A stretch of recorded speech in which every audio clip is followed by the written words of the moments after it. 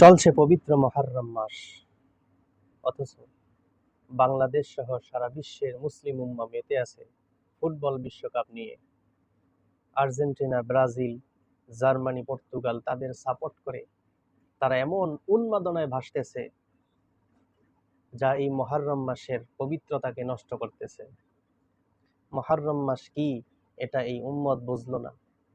আফসোস তাদের জন্য যারা এই কারবালার মাসে, যেই মাসে রাসূল আকরাম সাল্লাল্লাহু আলাইহি সাল্লামের কলিজার টুকরার নাতিকে ইমাম হুসাইন রাদিয়াল্লাহু তাআলা আনহুকে এবং তার ৭২ জন আত্মীয়, তার পরিবার পরিজনকে কারবালার ময়দানে নির্মমভাবে শহীদ করেছে, সেই ইতিহাস ভুলে গিয়ে পাগলের মতো উন্মাদ হয়ে তারা খেলাকে উপভোগ করতেছে। কারবালা থেকে একমাত্র মুক্তিপ্রাপ্ত ইমাম জয়নুল আবেদিনকে যখন প্রশ্ন করা হয়েছিল, হে ইমাম জয়নুল আবেদিন, আপনি কারবালার ঘটনার পর থেকে আপনাকে আমরা কখনো মুস্কি হাসি পর্যন্ত দিতে দেখি নাই, এর কারণ কি? তখন ইমাম জয়নুল আবেদিন উত্তর দিয়েছিল, হযরতে ইয়াকুব আলাইহিস সালাতু ওয়াস সালাম একজন ইউসুফ আলাইহিস সালামকে হারিয়ে তিনি ৩০টা বছরের চাইতে বেশি কেঁদেছেন, অথচ ইয়াকুব জানতেন তার ইউসুফ এখনো জীবিত আছে।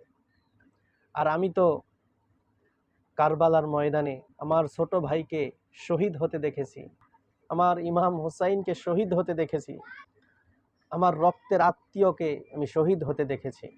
কারবালার ময়দানে তারা এক ফোঁটা পানি পান করতে পারে নাই, এক ফোঁটা পানির জন্য তারা হামাগুড়ি দিয়ে কেঁদেছিল। ইয়াজিদের বাহিনীরা আমার রক্তের আত্মীয় আহলে বায়েতকে নির্মমভাবে হত্যা করে শহীদ করে ফেলেছিল। আমি সেই দৃশ্য দেখার পরে আর কিভাবে হাসি তোমরাই বলো। অথচ আমরা তো সেই হুসাইনি মুসলমান হয়ে সেই কারবালাকে কতটুকু ধারণ করতে পারলাম।